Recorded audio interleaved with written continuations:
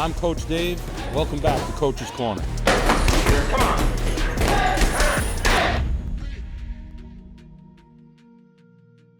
All right, welcome to Coach's Corner. I'm Coach Dave McDonough. You know, through boxing and our podcast here on Coach's Corner, we love stories of people who adapt and overcome. And, you know, if it's with boxing, great. And if not, it's pretty great too. So I have a young gentleman here today. He's actually from Miami, which I don't understand why he's up here in February from Miami. But he is shooting over here with Ian and Matt. And I have a young man, Nelson Rodriguez. Welcome to Coach's Corner.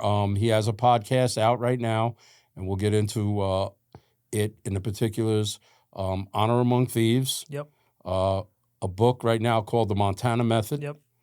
Welcome to Coach's Corner. Appreciate you taking time out of your busy schedule to sit down with me and kind of share your story of where you've been, where you're going, and what's happening in your life. So, you know, getting a little background on you, previously, you do have a combat sport. And, you know, so, you know, people come on the show and, you know, some people say, yeah, you know, I boxed a little. You know, Nelson was actually in the gym this morning showing his skills. I was. You know, and shout out to that because he does have some skills. And he told me, he said, Coach, it's been a little bit of a while, but you could see it there that it started to come back at the end. I appreciate that. And, Coach. You know, we look forward to seeing you Friday morning again. But I'll be there. You have a unique story. I mean, Thank you. Entrepreneur, you know, you had some businesses, you know, MMA, karate background, growing up as a young man in Miami, you know, Cuban descent in Miami, and, you know, boxing background and, you know, a couple things happened in your life. But, you know, let's talk about you growing up in Miami as a youth. Kind of give me that background, what the dynamic was for you. Yeah. So, Cuban parents. My mom came over in the boat lift just like my buddy Scarface here. Really? Same story, yeah. Those tents that in the movie that are under the highway. Yeah. My mom was one of those people, you know. My mom. I mean, you know, I was in my 20s when that whole thing happened, before Scarface came out, right? So, you know, that's in the news. That Miami was a crazy time at that in that the point. 80s, yeah. It was like, you know, people look at Miami today, how it was built up, and if you go back and you watch some old footage of, you know, documentaries, movies, and some. Look at Miami, looked like Beirut. It did, yeah. It was a shootout. It was a shootout. They called it Dodge City at one point. You know, Yeah. It was pretty crazy. You had a lot of drug dealers and Colombians, Cubans, all that kind of stuff. It was an interesting era, but Miami wouldn't exist if it wasn't for that era. I mean, after the 80s, once they installed RICO laws and conspiracy and all that stuff, and Reagan cleaned everything up, you know, you saw. But it was the drug money. It was the drug money that built Miami. You know, people could dodge that bullet all the fuck they want. But it's the truth. It was the drug money that put everything on the map. 100%. 100%. It really made the economy, and, you know, you would see now downtown Miami's full of skyscrapers. That all started from the 80s, from all that drug money that came in, you know. So how was that? I mean, your parents must have been really hardworking parents, coming from Cuba and at that point. But for you growing up, how was your dynamic as a young man in Miami? Yeah, so my parents, you know, when they were younger, they were up to no good, unfortunately. Yeah. But, you know, they just kind of got involved in that game. But at some point when they had kids, they kind of came to their senses and told themselves, what the fuck are we doing? Let me ask you this. Yeah. You know, and you know a little bit more. Was the game because there was nothing else for them to do at the time as far as work, or was it because, you know, they're new people, they're new in a new country. They have no education. Okay, there is a Latin community, but the barrier, and they were not looked upon. You know, the press was portraying everybody from Cuba as refugees and nationalists and all nasty words and everything else. So the personification wasn't very good by the United States when they came here. The big majority of the people that came over in that movement in 1980 were very hardworking people who just wanted to come be with their families, work hard, make a decent name for themselves. Unfortunately, Fidel Castro used that movement as an excuse to empty out his jail cells, his mental hospitals, and get rid of anybody he didn't like from Cuba. So you did have a criminal element come over in that wave that unfortunately got a lot of press and made a lot of moves in Miami in the 80s. So it was a lot like Tony. You know, Tony's a fictional character, but there were a lot of guys like him that did have a criminal record in Cuba, were up to no good, came over, and then they just kind of came over here To navigate their way through Yeah. making a living, finding. survive by any means necessary. You know, Yeah. that kind of stuff. You know, when look, the 80s, I graduated high school in 1981, so at 18 years old, right? The 80s in New York City area were crazy. Mm. So I can imagine what Miami was like, but the 80s were just ridiculous. I mean, the nightclubs, the movement, cocaine was coming into. Was Studio 54 still a thing in the 80s? So I'll tell you a funny story about Studio 54, right? And it's boxing related, right? So I actually had the opportunity to go. Mm. So yes, Studio 54 in I believe it was either 83 or 84. I have a very good friend of mine who lives in Brooklyn, calls me up. He goes, listen, his sister was dating one of Ray Boom Boom Mancini, the fighter's friends. Okay. So Ray's turning 21. He says they're having his party at Studio Okay. 54. He goes, I got you on the list. Gonna go to the party, right? Great. So I'm playing baseball at that time in college, and I end up breaking my leg turning a double play that day. And I'm in the hospital, right? I'm on crutches. And my father's like, you're not going to, hell, I ain't going nowhere, man. I'm going. So the girl I was dating at the time comes, picks me up, takes me into the city. We go, meet my friends, and, obviously meet Ray Mancini. And, but I was on crutches. And I mean, Studio 54 was ridiculous at that time. I ended up sitting next to Ray Mancini's father the whole night just talking about boxing over and over. And I had met Ray later on in an event, and I said, you know something? I said, I know you don't remember who I am, and I said, but I was at your birthday party. He goes, what are you talking about? I said, your 21st birthday party. Where'd you have it? At Studio 54? He goes, yeah. I said, because I was sitting next to your father all night talking. And I named the people, and he's looking at me, and I'm like, I said to him, I'll tell you what your dad was wearing that night. And he's like, I said he was wearing a red, like a wine color leisure suit, and he had these black legs. He goes, I said, yeah. And it was funny, we had a laugh, but not only Studio 54 as the club scenes in New York City, there were, you had the Palladium, the Underground, Limelight, which was a church, that was a whole sick event. Xenons. I mean, the nightlife in New York City was crazy. From Friday to Sunday, or actually from Thursday to Sunday was just nuts. And yeah, cocaine prevalent all over the place. No, of course, yeah, cocaine was running rampant across the United States, and Miami was the root cause. Everybody. Yeah. If anybody's watched Cocaine Cowboys, I'm actually gonna have George Valdez on next month on my podcast. Yeah. And he's basically the guy that brought cocaine to the United States in the late 70s. So, all those guys that brought in cocaine, take your pick. If you're talking about Griselda Blanco or Sal Magluta and Willie Falcone, whoever, Miami was the place where it all came in, and it was the party scene. People would come to Miami to kind of, not much has changed. People still come to Miami to party. It's a different scene now, right? Yeah, it's more of a trendy to go to South Beach and be in that nightlife and yeah. But what was the dynamic for you? Now your parents settled down and what was it like for you growing up in Miami? And you mentioned the combat sports, you mentioned the boxing and everything else. Was that your path at that time, or was that just something? No, that came in a little later. It wasn't like as soon as I was.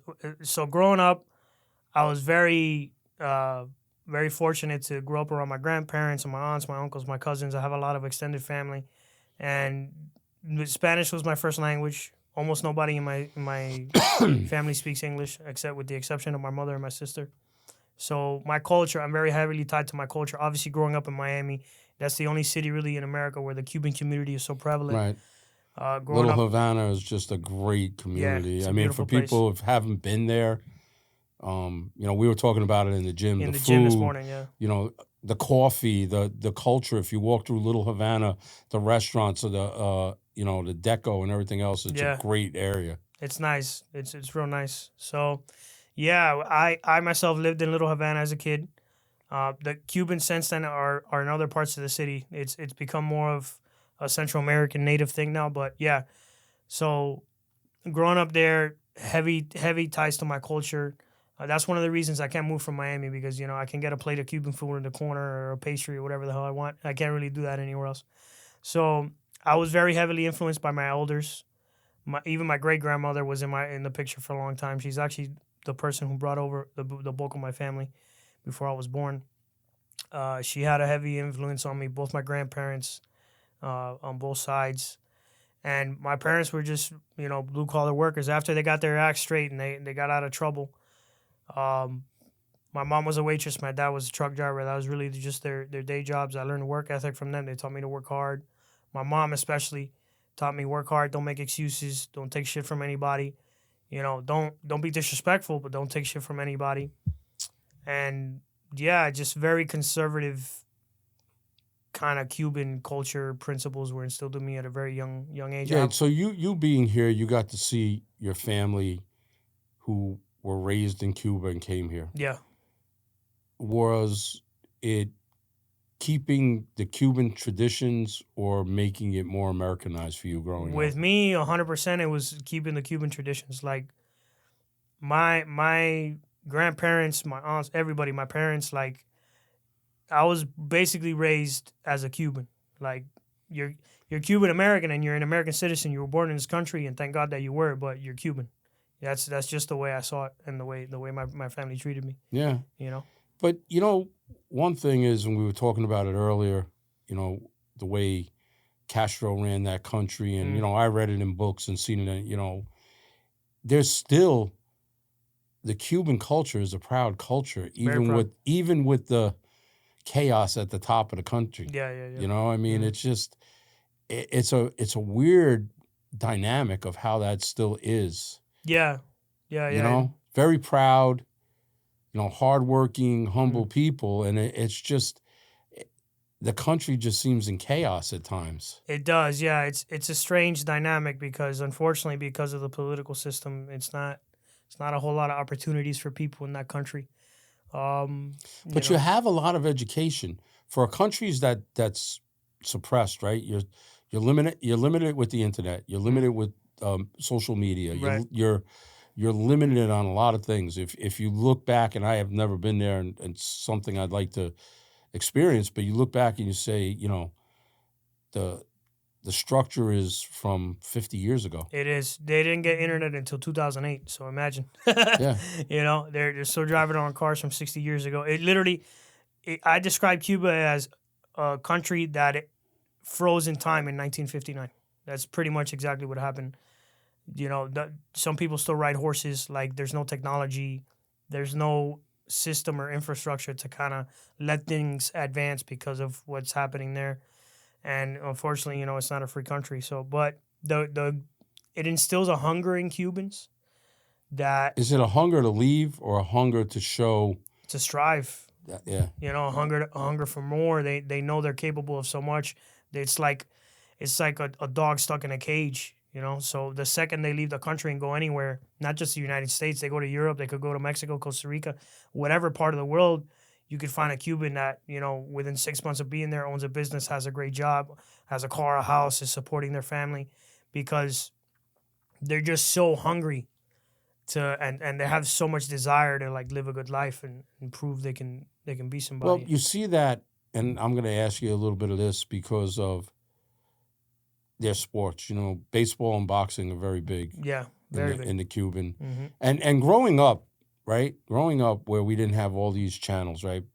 Basically, boxing was on Wide World of Sports, which was, Howard Cosell, Channel 7. And the United States, Cuba, and Russia were like adversaries. Yeah. And you knew the Cuban team would always bring great fighters.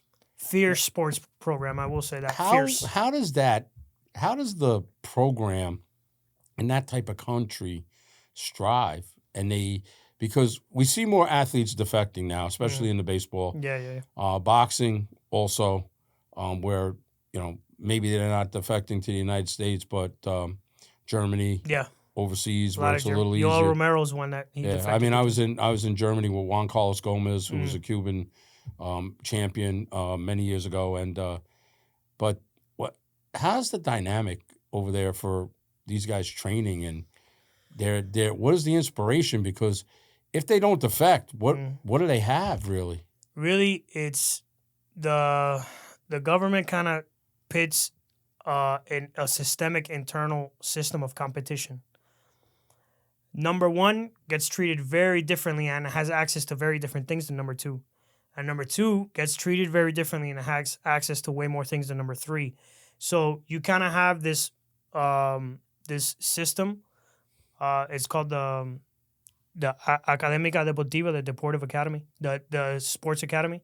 And they build a system to where you clearly see who's yes, on the top pecking order exactly. and then the bottom pecking order. And you can clearly see, like, it gives you this, it's like this internal fight between athletes to be better than each other. And they show you, like, listen, the better you get, the more resources we're going to give you, and the better you're going to be a little better off. We're going to give you better food, better training facilities, better coaches, that kind of stuff. So when you're coming as a poor Cuban kid that literally sometimes doesn't have food to eat, I mean, you can imagine the kind of ravenous mentality they have to, like, really, like, all right, strive, yeah, I have to compete, I got to compete. But they have to compete, and it's not like here where maybe you're going to compete and then become a professional. Right. Unless you defect, unless you leave and you go somewhere to another country, United States, whatever it is, you're stuck there. Pretty much, 100%. And unfortunately, some athletes kind of get brainwashed by that system, but the ones that don't, that end up competing there, they really just do it for the pride of the sport and the pride of being the best, pride of representing their country, But they know, most of them are conscious of the fact that, okay, I'll get a medal in the Pan American Games, I'll get a medal in the Olympic Games, but that's the height of my career at this point.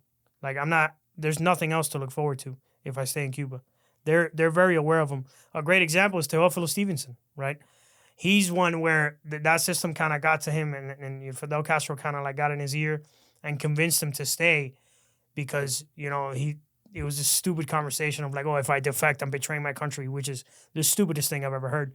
But he was one that was a legendary amateur fighter. You know that legendary fight that was supposed to happen between him and Ali, and it never took place, unfortunately. That would have been a legendary fight. But is it the mentality because I want to be a big fish in a small pond? When you're involved in a country as a sport, especially in boxing, right? And, you brought up Ali. Ali moved countries. He did. And you get a guy like Stevenson in Cuba, he's looked on as like an icon, almost like a political feat, a political influence. And, he's not going to be looked upon that. Even though he's a talented athlete, talented fighter, he is not going to be looked upon like that in the United States. He's just going to be a fighter that's got to prove himself, right? But meanwhile, walking the streets of Cuba, man, people are whispering there. He's a god in Cuba. To leave and go and not have that, that is something athletes have to deal with, 100%. They have to. They're in their country. They're popular and recognized, but the crazy thing is half the time, most of those athletes that are like very recognized within Cuba, they have the same necessities that the average guy on the street does. So that's why Stevenson's story is crazy that he chose to stay, because most of them leave not because they want to, because they feel like they have no choice. It's like, all right, I got a gold medal in the Olympics, but I'm like the same as a bum on the street. I don't have $1 in my name. So, if you look, we were talking about Luis Ortiz, who's in Miami training, right? Cuban descent. Good fighter. Hell of a fighter. Good fighter. Tough, right?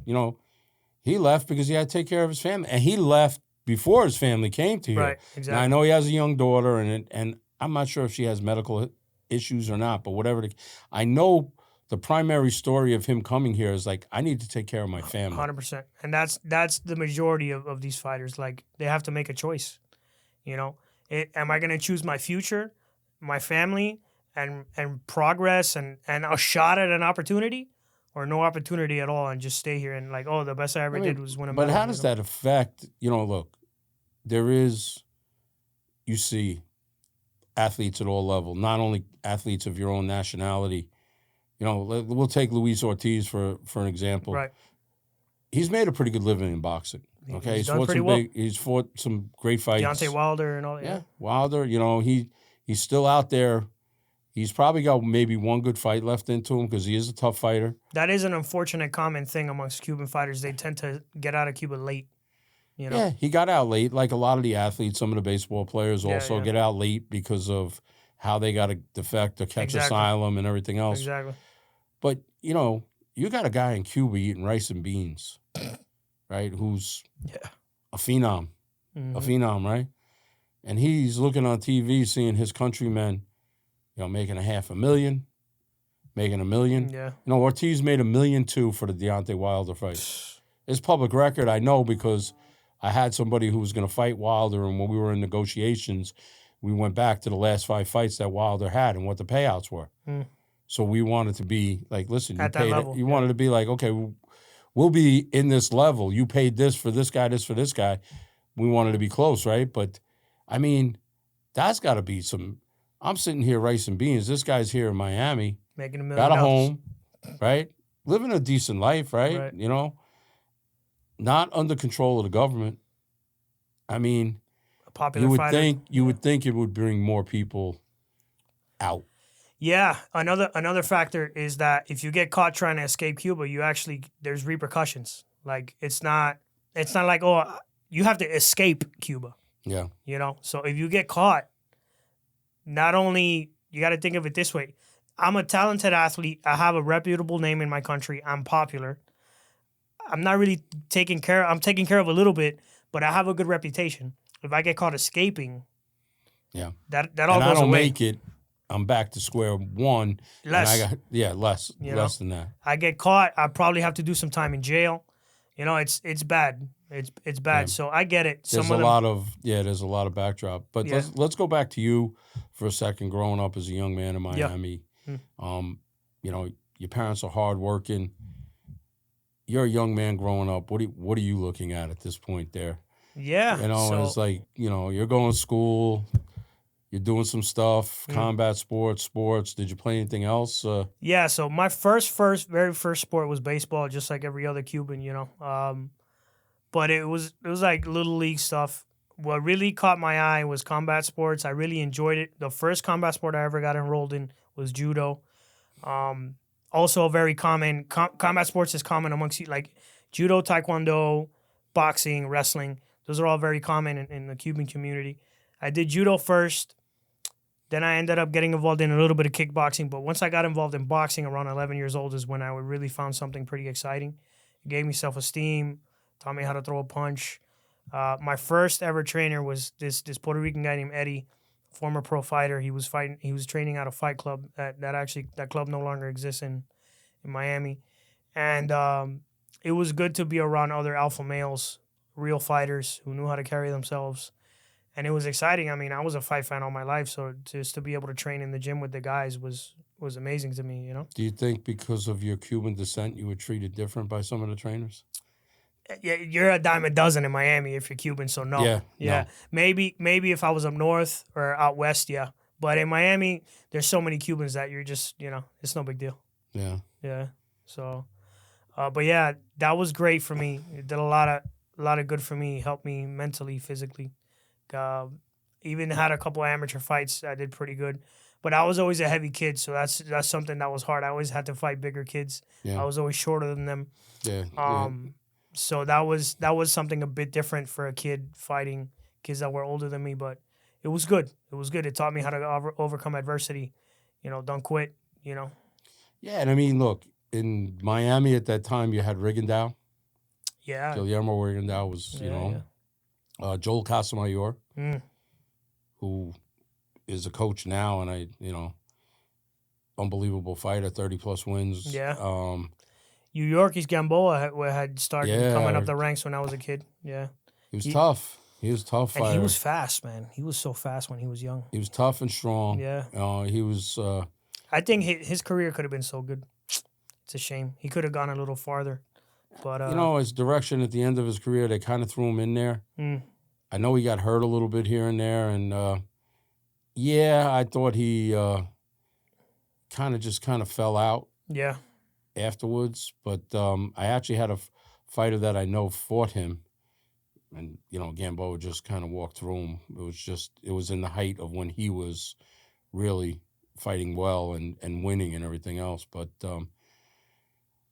so you're this young man growing up, learning your dynamic, seeing, you know, what was the plan? What was like? Okay, here I am. Yeah, okay, yeah. I'm training, but you know you're not really going to be a fighter, Yeah. right? You know I'm doing it more for the love of the game. I love it. It's keeping me in shape, but you know you're innovative type of guy thinking, Yeah.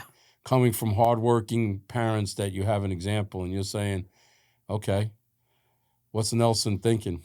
So right after I get into boxing, that's my thing. My parents actually split up, which I was kind of grateful for because they fought a lot in the household as a kid. So I used to hear them arguing, and I just didn't want to deal with that anymore. So even though it was rough and I kind of had to be involved that night in the breakup and it was bad and it was ugly to see, I was relieved because they weren't in the same house anymore. So when my parents split up was actually the first time I actually kind of thought about that kind of stuff. Like, what am I gonna be? Like now I'm kind of the man of the house, right? So what's gonna happen? Like, what do I have? How do I plan on helping my mom? What do I want for my future? Those kind of questions came up. So I was about 12 years old, and it was a scary thought to be so young. But it was this was a common reoccurrence in my life. Like I was forced to grow up fast because of these situations I encountered, and unfortunately, I saw my father's true colors after he divorced my mom, which has been good and bad. And I have, my back and forth with my father. I love him to death and I still have him in my life, but, have stuff there. But basically the only real way I saw out was education. I didn't understand like business, being a business owner, any of that kind of stuff. So I stayed in school and my first plan was to become a lawyer because I used to see the big shot criminal attorneys in Miami defend Right. guys like Tony. So I would watch Scarface and be like, I want money and I want power, but I don't want to end up like him. Right. And I noticed in every gangster movie that I loved, the attorneys always made a lot of money. So I was like, all right, that's what I'm going to do. I'm not going to be like a gangster, but, I'll be their defense attorney making millions of dollars. To this day, I'm wearing my high school ring, and I'm sure the camera can't see it, but there's a gavel on my high school ring because that's what I want. That was the plan. And then somewhere along the lines, I graduate high school. I'm actually forced to move out on my own because my mom leaves town, and I'm like literally senior year of high school. So I say, you know what, I'm going to stay in Miami because I want to finish high school. I finish high school. I move out on my own. I'm living on my own. I'm not really living like a very glamorous life. I'm broke as shit. I'm living on my own. I'm working at McDonald's 3 Yeah, p.m. you're an 18-year-old kid just trying to scrape by at this point. Yeah, exactly. I'm working at McDonald's 3 p.m. to 11 p.m. every night, going to school from 6:30 morning to 2:30. So at this point was when I got my first real shot to make some money legitimately. And someone introduced me to a sales job, which I didn't, at that point, no one had shown me what, like anything besides a 9 to 5. I didn't know what owning a business was or maybe becoming a salesman.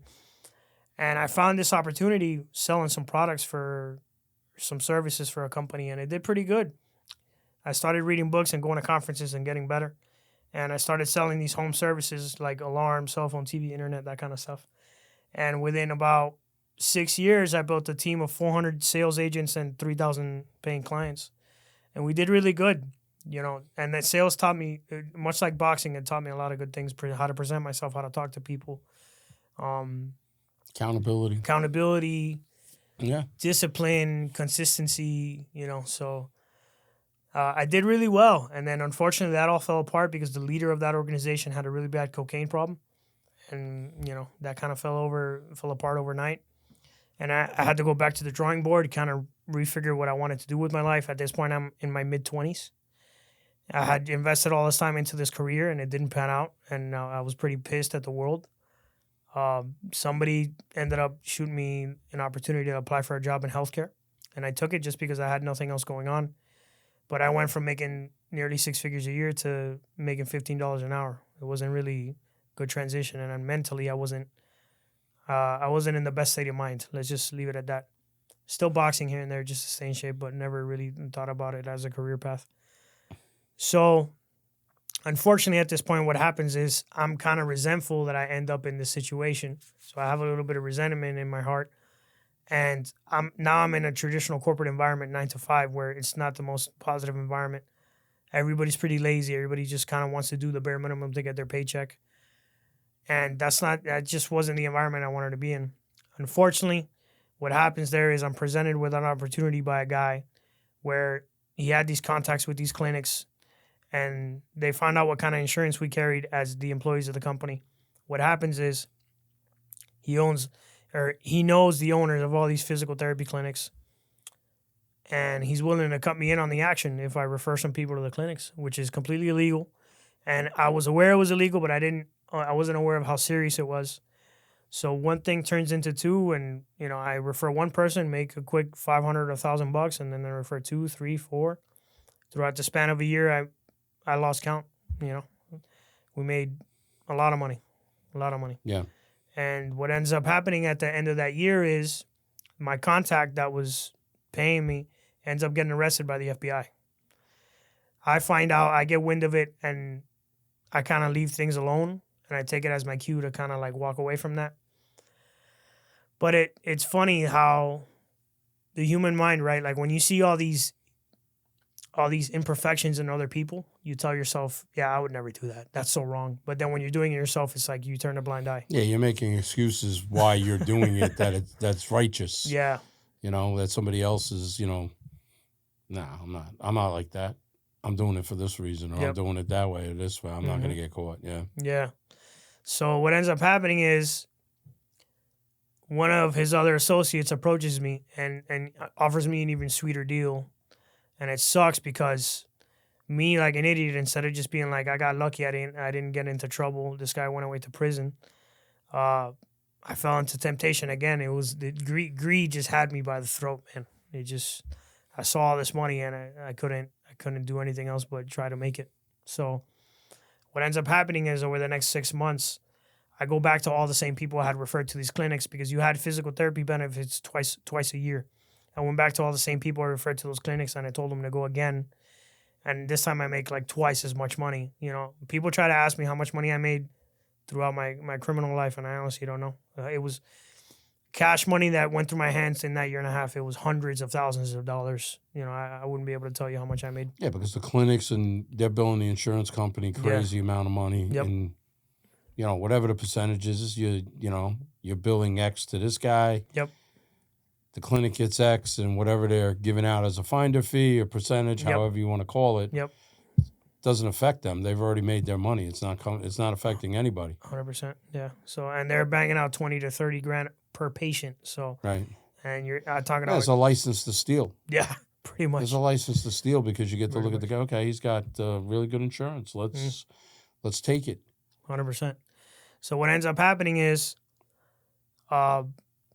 the FBI actually shows up at a friend of mine's house who was one of the patients, and they kind of ask her questions. It wasn't really an interrogation. It was more like just kind of feel out. And what happens is that person calls me, and she tells me, listen, they didn't have a picture of you, but this is inevitable at this point. Like, they're going to start looking for you at some point. They're going to start asking questions about you once they find out about you, even though they don't know about you right now. They're going to talk to another person like me who's going to spill their guts. They know something's going on. Yeah. So they're digging already. And the shame, Coach, the shame I felt of being the cause of why the FBI showed up at our doorstep, it was some of the only shame I can compare it to was the shame I felt after I got actually arrested and thrown in prison. Like, I was so ashamed of myself for being so greedy and so stupid, not having the consideration of like how my actions would affect other people. And that's the day I chose to stop. That was June of 2018. So this is over how long of a span before a year and a half. The FBI comes into the picture? A year and a half. They came into the picture twice, remember? Right. I knew they arrested my contact. The first time, but the second time you went back, so it was a year and a half again after that? No, a year and a half total. Total, yeah. So you didn't give too much time? No. I got scared straight at that point. 6 months prior, I had quit that insurance job, and I actually had started a completely legitimate medical marijuana practice with a partner. And it was going really well, so I didn't even need to do this anymore. Like, I was making money legitimately. I had a source of income. So I dropped, the shenanigans. I get into the medical marijuana field, and we grow that within 4 years to about 4,000 patients. And we actually draw out a strategy to go public. We're talking about an 8-figure exit. I mean, things are going really well. And in July of 2021, 4 years later, or 3 years later, 2018, because of the pandemic and things like that, that had slowed down the government operations across the board. So me thinking it got swept under the rug and I went to live on my life. I get back from Colombia in July of 2021 from a vacation. Mind you, that month I had made a ton of money. I'm like living the dream. I'm about to become a millionaire. My life is going great. I'm thinking like, all right, things are going well. I had everything a man could want. I had a successful business. I had money. I had a reputation. I had everything a man really thinks he wants. And then in July of 2018, the FBI comes by and banging at my door. I get woken up to a crazy phone call at 5:30 in the morning, which I don't answer because it's from a phone call I don't recognize, from a phone number I don't recognize.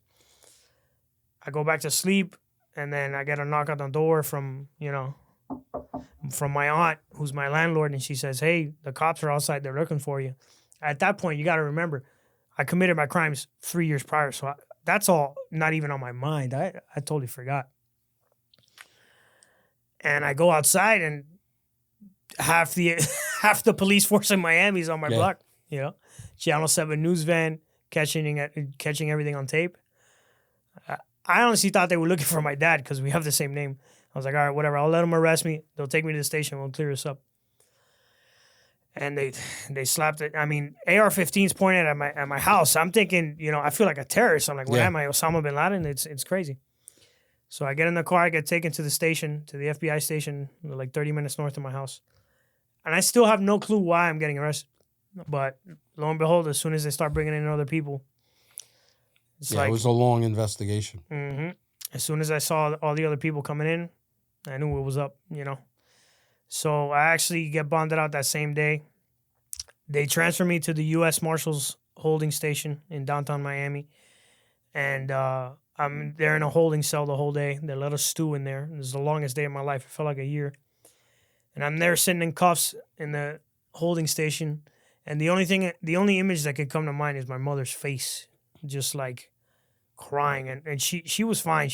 Later I talked to her and I was like, at any point were you like crying? Were you worried about me? Like, and she says no, but it was just this piercing image of my mother like being so disappointed and being so sad. It broke my soul in two. And it was one of the most sobering moments in my life, realizing that this is not a joke. I could be facing prison time. I have a criminal record. My life was very different. Life is going to be very different from now on. So lucky enough, I get bonded out that same day. I don't have to spend any more time in jail at that time. And I'm out on bond for a year and a half. I kind of have to figure out my life. And from one day to the next, I go from being a respected business owner on the verge of wealth, power, money, respect, all the things I ever wanted, to having nothing overnight. So it made me ask a good question. If you could lose those things that fast, were any of those things of value in the first place? They weren't.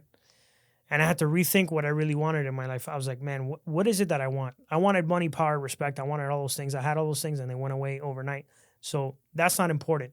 What's important? What's things that last? A good reputation, a good name, keeping my word, being a good person, family. These are the new things that became important to me. And I was like, all right, so what's something I can do with my life that'll turn Nelson into a version of Nelson that I'll be proud of forever? A version that my grandkids will look at and I'll be like, man, Grandpa was a good dude. And I actually just started to write a book because... But you haven't gone away at this point. No. I had just gotten arrested. This is a week after I got arrested and I'm out on bond. Right. Yeah. So now you're on hold. Yeah. Now, did it look like you were going to get time? Did it look like you were going to get... The whole time I'm doing this, I have no idea. Yeah, they're not... Not all the legal. Why so long before you guys went to trial? Or because when they came up with a because we were all together in the same case, and like they were kind of like some co-defendants were going to trial, and some co-defendants were coming here and there, so they were kind of getting all their ducks in the row. And the government has all the time in the world. Yeah. So all the resources, all the money. Yeah. Yeah. So. But I decided, I was like, you know what? I can't put my life on hold. So I'm going to live my life as if I'm not going to go. And then if I find out that I'm going, I'll figure it out. So I write my book. I start writing it in August of 2021, a month after I get out. I publish it in March of 2022, and I had a launch party for it, big celebration, all this stuff. Mind you, nobody knows I'm out on bond except for maybe 5 or 6 family members. To the book now, how hard was that for you to do, or did it flow? Was it, I listen to people who come up with a book, and I really think it's got to be hard today to write a book. I think because, look, I come out of the book generation, right? You went to the library, you went to Barnes and Noble, you bought a book. Today, man, you pick up your phone, you read a book, and that. Nothing. It's not a book, right? Or you can listen to audio. You know what I'm saying? So, for you to sit down and say, man, I'm going to put my stuff down, I'm going to tell my story, and you're not really an author, you don't have that training. Mm-hmm. It's got to be hard. And was the motivation, well, tell me a little bit about the motivation to write the book and what the book was about. So the motivation to write the book was immediately what I could think of as far as leaving a legacy. I was like, if I go to prison or if I die tomorrow, the book will always be there. Every great person that I like to read about had written a book or had books written about them. I used to like reading books about Alexander the Great and Napoleon, Julius Caesar, these big people in history. And I said, all right, they either have a book written about them or they wrote a book themselves, something like that. So I said, you know what? I'm going to write a book that'll be here forever, no matter what. And if anyone ever wants to get an idea of what I was about, they can read the book. So that's what I did.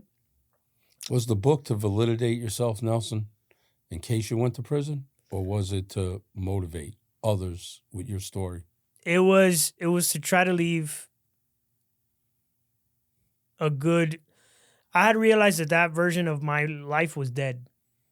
Like, whatever life I was going to live after all this was over, I was going to be a different person. So I wanted to leave the good version of that life behind. I wanted to leave an imprint of that good version of who I was. So that's what I did with the book. And it's basically just good lessons I learned throughout my life up until that point. And I put it all into a book, and it did well in the beginning. I did a launch party March 2000. I started writing it in August of 2021, and it flowed very fast. Every time I sat down I wrote a chapter a week for about 12 weeks, and it poured out of me. It was really easy. I can't explain it. And then I self-published through Amazon in March of 2022, had a launch party in May of 2022, made about $3,000 or $4,000 that night selling books. I did really good. And I said, man, all right, the book went great, but what's something I can do to further cement this legacy and go on this positive path that I'm doing? What was the perception? You did the launch, you had people come in. What was their perception of the book? What was their take on? Everyone was really proud of me. Yeah. Friends, family, all those kinds of people. They were all really proud of me. Mind you, again, most of them don't know I'm out on bond and I could be facing prison time. So now you have a startup again of, you're coming out of the dust, but that situation is still looming over your head. Yeah, 100%. Right? So, in that case, right, I got to ask, it's like, and I've known different people in my life and everything else, and I mean, you got this thing looming over you. Maybe you're going to go to prison. Maybe you're not. I had money. Now I don't. I had a career. Now I don't. I'm kind of in fucking limbo is where the hell. But you sit down and write a fucking book. And it flows. I mean, that's got to be, one, it's got to be hard to keep that focus of putting your thoughts down into something meaningful, right? While you have some adversity going on in your life. I mean, I don't know if I could do something like that, or, a lot of people could do something like that, because you would think your focus is, okay, I don't want to go to prison. I need to figure a way to avoid that. And if I do avoid it, what am I going to do? But now you started the book. It takes a little wildfire, right? But you still have the next part to deal with. How's that reality? Like, was it there? Was it in the back of your head? Was it like, fuck it, what's going to be is going to be? And if I go, I go, and if I don't, I don't. That whole year and a half I was out, it was torture. The fact that I didn't know, it killed me. Because I remember the day I got sentenced, I was almost relieved. Like knowing I was, all right, it's not a limbo anymore. You're going. So I was like, all right. How old are you then? I got sentenced October 2022. So I literally just turned 30. Just turned 30. So I entered my 30s with a bang, to say the least. Yeah. Yeah. I get sentenced October of 2022. Mind you, right after the book launch in May of 2023. No, May of 2022. In June is when I start the podcast. That was I was like, all right, this is something I could do to put content out there and further like create a legacy, do something positive. So I started doing that. In October of 2022 is when I get sentenced. And I'm ordered to surrender myself to prison in January of 2023. So from October to January, I recorded enough episodes to start scheduling them out while I'm in prison. So that way it could keep building and keep doing its thing. So in January of 2023, when I have to mind you, my sister dropped me off on her 32nd birthday. The day of her birthday, January 9, 2023, is when she had to drop me off at some prison gates. So hell of a birthday present she had. So I get to prison, and at first it's a shock, that like. I mean, I can't even envision that. Yeah. I mean, look, I know people been and visited and family and whatnot, but I can't even fathom that. Especially as a normal kid, I wasn't a criminal. I wasn't a career criminal. I wasn't a gangster. So it's a hell of a shock to be around real guys who did some real shit in the street, So basically, that first night, I'm laying in bed and I'm looking at the roof and I'm just like, fuck, man, how did I end up here? This is crazy. So the next morning I wake up and I'm like, you know what? I'm going to make the best of this. And the version that got me here is going to die here, because if I don't make different decisions and if I don't think differently, I'm going to end up here again. So I start reading books. I read 31 books in 5 months. Start working out every day. My thing was like to mentally, physically, and spiritually exercise every day. So I prayed every day. I meditated every day. I read a book every day, played chess every day, worked out every day. And I luckily, instead of serving 8 months, I served 5. I get out. And to my surprise, the podcast had a few viral clips when I got out. So I hit the ground running. I got right back to recording. I actually, I convinced the halfway house that I had an internship at a podcast studio. And it really was just to record my episodes. But yeah, so I started going to the studio to record episodes. Someone pops up, one of my guests, he pops up Instagram. And he's like, do you know this kid? He went to prison. He's got a big podcast, so you guys should link up. I said, sure, I'll message him. It was Ian. Right. Yeah. So that's But I mean, look, you come out, right? And I'm going to talk about Ian for a minute, because it's, you come out, you really got nothing going on. Where are the finances for this? And you know what? Like, okay, I get you recorded before going in, but basically when you're in there, you're not able to monitor what's going on. You don't have, you might have access to a computer or a phone. Who the hell knows? For a little bit, right? Yeah. But it's not like you could just, hey, I'm sitting in my cell, flip my fucking laptop open and let me get to work here and push shit out all over the place. Yeah. So I mean, you had to put your hustle back on. I did, yeah. So I was able to schedule it for all those months while I was away, so I didn't necessarily need to look at it. But as soon as I got back, I was at 0. I needed to start recording content again. So I put all the content sessions on credit cards. Yeah, it was crazy. Just blind faith. I was like, you know what? I'm going to keep recording. It's the only good thing I have going. Yeah. That podcast has some traction. Let's talk about that for a second, right? We can call you entrepreneurial, right? You have that type of mind because of, look, prior to going away, you were hardworking, okay? You got caught up, but the caught up was entrepreneurial, okay? Always. So, everybody thinks in this podcasting day and age, right? And for me, I never envisioned sitting here a year later. And I thank Ian and Matt for that, okay? And it's just not how I was brought up. But everybody thinks these podcasters and these creators making a fortune. Now you're here telling me you're whacking your credit cards out to put your content. Now, is it, I know the answer because I'm just going to say it. It's an investment in yourself. Yep. You feel it. And, going back to Ian, I know Ian's story from the beginning because I know what the hell he was doing. I was training him at night, at 10 o'clock at night, and the guy's running around all over the place, picking up guests, doing film, working a job, And look, everybody sees his final product. It's not his final product, but his product today. Don't realize that man put fucking hellacious work to get to that product. 100%. And I'm sure you're, sounding of you and meeting you, you're doing similar. What do you think your long term is here? Because now, you talked about your book. You wanted to make a message of your journey and everything else. And now you're on the podcast. What is it that you're looking to get out there about, Nelson right now? I want to bring stories like mine to the world.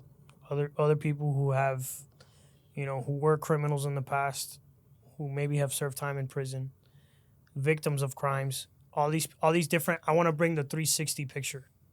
Yeah. Also maybe police officers, things like that. Mainly focusing on ex-cons and reformed criminals. I want to bring those stories to the world. What ended up happening was my podcast took a turn, and I don't know if anybody out there believes, but I have very strong faith that everything happens for a reason. What happened was when I went away to prison, I heard all these crazy stories, and it clicked in my head that my purpose in life was to bring these stories to the world.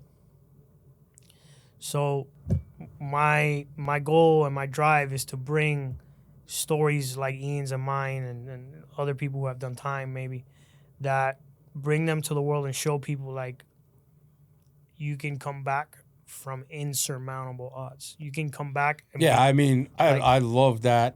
And, look, as a coach, I love underdogs. I love fighters who are underdogs, athletes that people overlook, count out, and bring them back from the dead.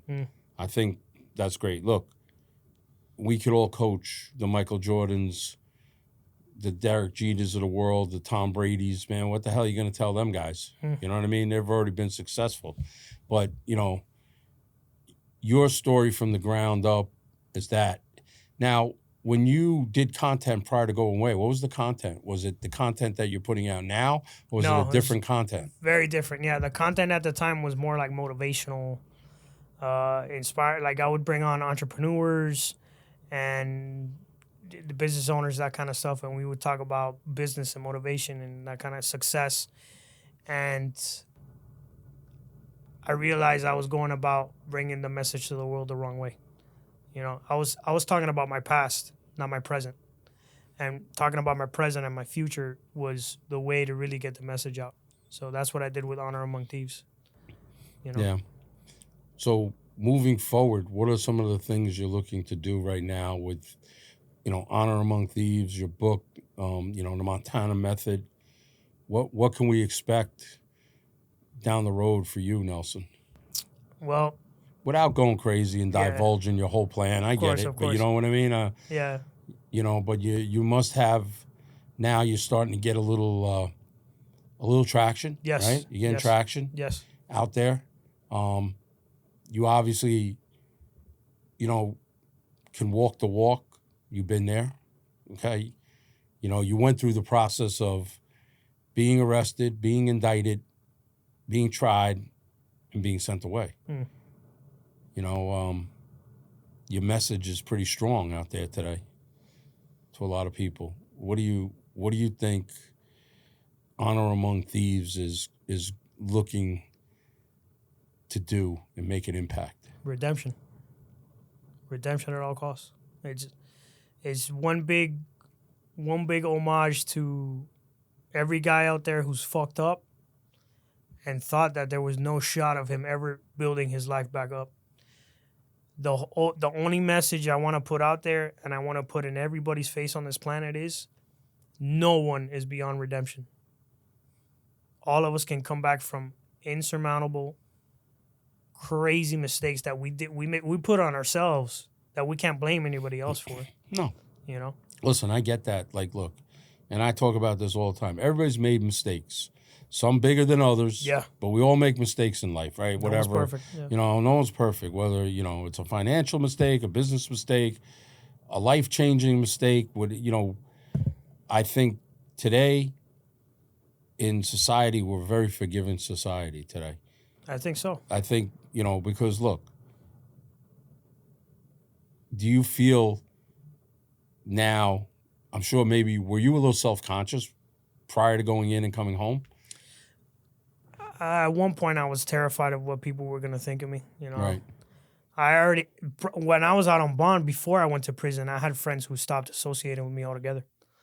So, but the people who kept associating with me, those ties got stronger. Like, if I had a friend and he stuck around, we were brothers. My mother and my sister, we've never been closer. You know, my grandfather, God rest his soul, he almost died. His heart was literally almost giving out, trying to go up the courtroom to get to the top floor where my case was being held, to hear me get sentenced. He literally was totally out of breath, turning gray, and we, like, the U.S. Marshals were telling, hey, listen, we need to call an ambulance, and he said, I'm gonna die in this elevator if I have to, but I will be with my grandson and I will support him. And unfortunately, he passed away while I was doing my time, and I wasn't able to see him. So my relationship was at its height with my grandfather the last time I saw him. Again, this whole experience has just shown me, like, was I scared? Yeah, but what I did with the podcast and what I've done now is, like, I've used that Achilles heel that I thought was going to be my kryptonite. I've actually turned it into my biggest strength, you know, my reputation and my story. You know, I'm a reformed criminal. I'm an ex-con. It is what it is. And I don't care what you think of me. I'm going to show you who I really am and who we really are and what we're capable of. Well, you know, there are a lot of hypocrites out there, right? A lot of hypocrites. Mm. But we got to look at it like this. We have a president who's a felon. Yeah. So what the fuck, Yeah. right? You don't know, like, if, you know, I get it. You know, people are opinionated. They frown upon shit. They look down. They don't know the story of someone's situation, why, when, where, how I did things. Exactly. Whatever my reasoning was at that time, you're not that person you were 10 years ago. 100%. Right? Your decisions today are totally different than what you made 10 years ago. Mm. So, you know what? To me, look, you shouldn't really judge people till you walk in their shoes. I agree. You know, and I know it's hard because there's a lot of judgmental people and judgmental, you know, and look, we're all entitled to our opinions and everything, but and going back to the same thing, and, you know, your story, Ian's story, you know, like, to watch that and say, man, guy's got a pair of balls, you know? Like, you could have folded. And most people do. You could have folded, Yeah. right? You could have folded before sentencing. You could have played the system. You know, you could have came out and said, fuck it, I'm going to go on assistance, or I'm going to do this or whatever. You know, I'm pissed off. I had money. I went away. I lost it, whatever the case may be. It's not my fault. It's this guy. It's that guy, whatever. The government took it, you know, blah, blah, blah, blah, blah. But you didn't. What are some of the things right now that, and we're going to kind of wrap this up, that to make a positive impact, what are you doing back in the community in Miami? Well, that's a big part of what I want to do. I'm building a network right now with all the guests I have on, with the guys that have done time and have come out the other side better and are doing well in life. I kind of want to bring those guys to Miami to talk to young guys in high schools, middle schools, maybe some guys that are still in halfway houses.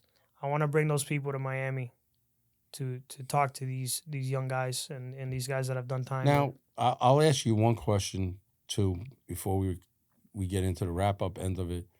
When you were away, is the attitude of, is there anything on the other side for me there when I leave here?